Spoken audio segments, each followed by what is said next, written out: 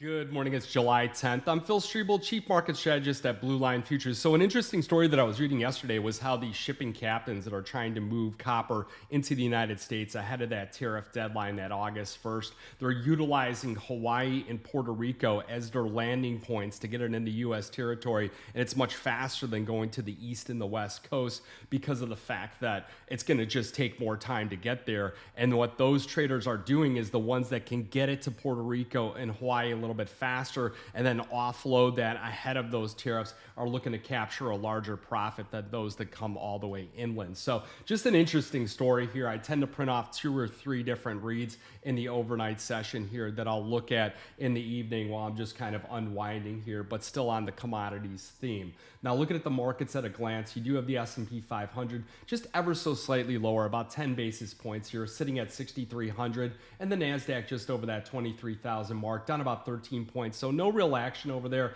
no real big stories in the overnight session. Now looking at the Russell 2000, if you do get the chart pack, that looked at holding that support level that we identified right around that 2212 and a big move upwards with a 2-day rally here. Can the Russell break out to the upside? And we've also identified our next target. So if you're not getting the chart pack, please do so and register in the link in the description below. We'll most likely continue to add other commodities, other outside elements to that I find interesting here, specifically like natural gas and maybe some of the other cryptocurrencies that we're allowed to trade here on the futures side. Now looking at other things here, the dollar index just ever so slightly lower, sitting at 97.08. That market is bouncing to another lower high. If you look at the dollar index in the chart pack as well, you could see that since the start of the year, it's down about 11%. And you could see the trend line there that's been going down. And the market is coming close to that trend line here, but looking to roll over. There's just a lot of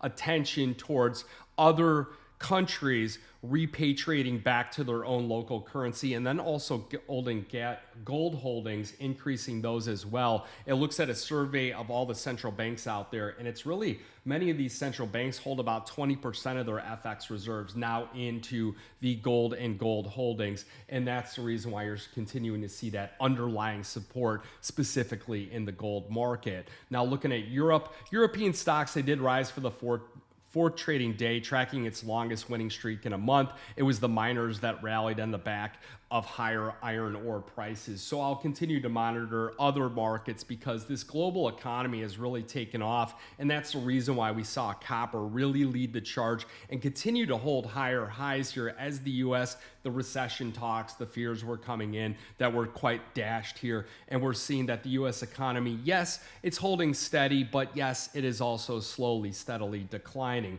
Now, Goldman Sachs, they did recommend investors own utilities and real estate, which typically benefit from lower bond yields. Now, if you get the chart pack, something else that we'll note is that the trend line resistance on the 10-year yield here, it came in at that 4.4 mark. And if you look at the 10-year note, you could see that since about January, we peaked right at about 4.8%. We came into a lower high here in May at about 4.6%. And now we've got another lower high at 4.43%. We could look for a sell-off back on yields to where it came in at that last Thursday before the 4th of July, and we had that robust jobs number. That's where we're looking at really testing back onto the downside and should act as a tailwind here to the gold market, should act as a tailwind to the 10-year note. Many of you working closely with us do have 10-year call spreads on for the drop in yields while reducing gold holdings as the prices kind of bounce up here, maintaining some futures, some options also on the Bitcoin market. If you look at cryptocurrencies and their stocks here,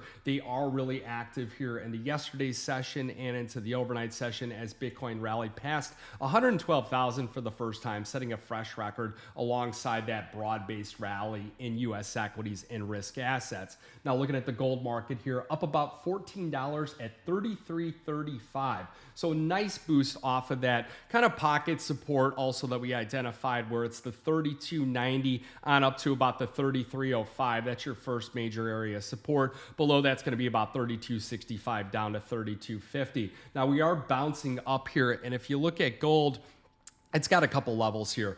Really, it's that 3350, 3365, and 3410. Those are kind of the three areas of resistance. If you look, we're also kind of in this larger kind of flag pattern where we've got that triple top near those record highs here, and the market really has some resistance points that it really needs to chew through in order to get that upside momentum. So we saw, it advanced for its second straight day here on Thursday, and the renewed bid for gold follows U.S. President Donald Trump's announcement for fresh tariffs, targeting 8 additional trading partners in that 50% tariff here on copper that's effective for August 1st. So market participants, they are reacting swiftly here, pricing in some heightened geopolitical risk and also positioning away from some risk-sensitive assets here, specifically rate-sensitive assets. So the Fed, they did have their minutes were released here, and the Federal Reserve's June minutes, they did show that most policymakers remain concerned about inflation, and they're rightfully so here, with copper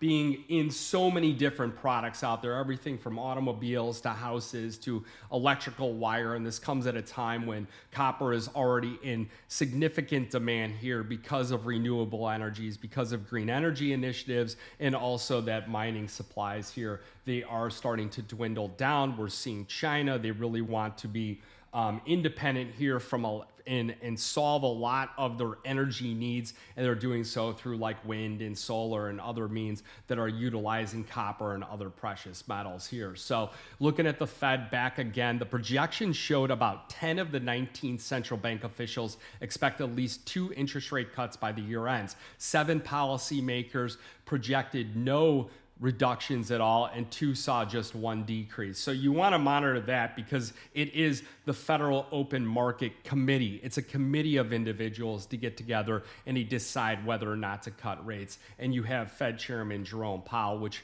looks to be replaced, and we'll see what happens there. So according to the CME's Fed Watch tool, there's about a 68% chance of at least 1 interest rate cut by December, and that goes up here from 60% earlier in the week. Now looking at the silver market, recapturing that $37 move here. And if you look at the charts here, well, we're back at the top end of that bull flag that we identify. So you know how that moves to the upside here. And we'll see if it's just another bounce here. We are up on strong volume, and we are pressing higher than the previous couple highs. So the Tuesday, July 8th, the Wednesday, July 9th, and we are above those levels right now. So it's going to be real key.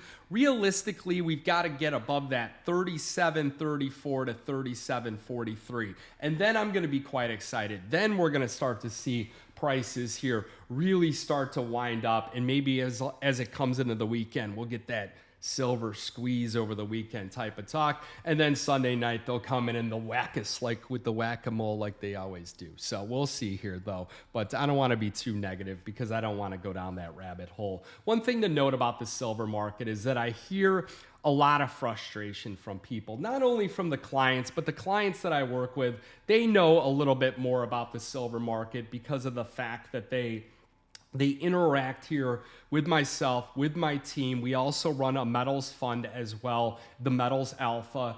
And we tend to discuss some of those drivers to the metals markets here. You know, back in the day when it was the lack of information and the lack of understanding of what silver is being utilized for, I heard a lot of bank suppression, manipulation, those types of things. And there was rightfully so at a period of time when that was happening. But I believe that as the economy, as the world's evolved, as regulators have more transparency in the markets, that silver's dual role as an industrial metal as well as a monetary metal really keeps it vulnerable to both the economic softness and the safe haven flows. That's why a lot of times we see silver prices sell off when gold prices are selling off, and we also see silver prices rally when we see robust industrial demand coming out of China, coming out of rising copper prices, aluminum prices, things like that, where we start to see that demand on the industrial side really take hold. Remember, 54% of the demand is coming from industrial demand. So that's why it's very important here. So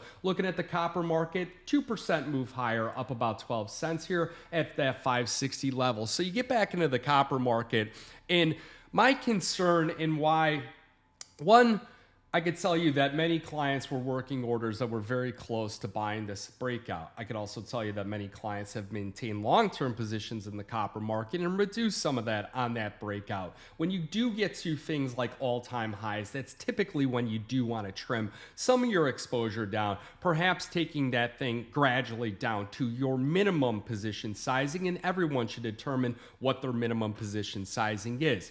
Now, the question and I don't like to criticize President Donald Trump because I always rock my Make Silver Great Again hat, is that people were saying, was he going to taco? Trump always chickens out, and then he kicks the can down the road on the copper tariffs, or he takes them off and copper prices return back to the 520 mark, the $5 mark, and then break below that level. Well, it seems that he's starting to reaffirm it. So from a support standpoint, I think realistically, you don't want to see prices close below that 540 level, I would say, is your next major level of support on the copper market, because that would throw out some of the things that we're seeing here as far as that copper tariff being firmly put into place. Now, a lot of people are talking about, is silver perhaps the next one? I think because most of the silver comes from Mexico, we might not see that. Mexico produces a lot of automotive. Mexico has worked well with the administration here trying to curb the immigration problem, the drugs, the things like that are coming in. So we've heard less criticism about that, where you start to see on the copper side, where that comes from, the bulk of it comes from Canada and also other countries out there that are main manufacturers of Canada, where President Donald Trump has been more critical of, and that's where the tariff comes into place. So a tariff on silver in Mexico, I'm not going to throw it out there. Again, I don't want to go down that rabbit hole. This video is mainly to express some of the thoughts that I have in these markets, right or wrong, and I'll tell you flat out if I'm wrong. So looking at what's ahead here, we'll have U.S. initial jobless claims due out at 7:30 a.m. Central Time, with 235,000 claims expected versus that previous reading of 233. We'll have earnings from Delta Airlines, and then the ETF flows. We have exchange-traded funds. They cut just a small amount of gold here, fourth straight day of declines. And I'm telling you, I believe that they're rotating into other asset classes as well. And we saw this in the platinum market, despite platinum futures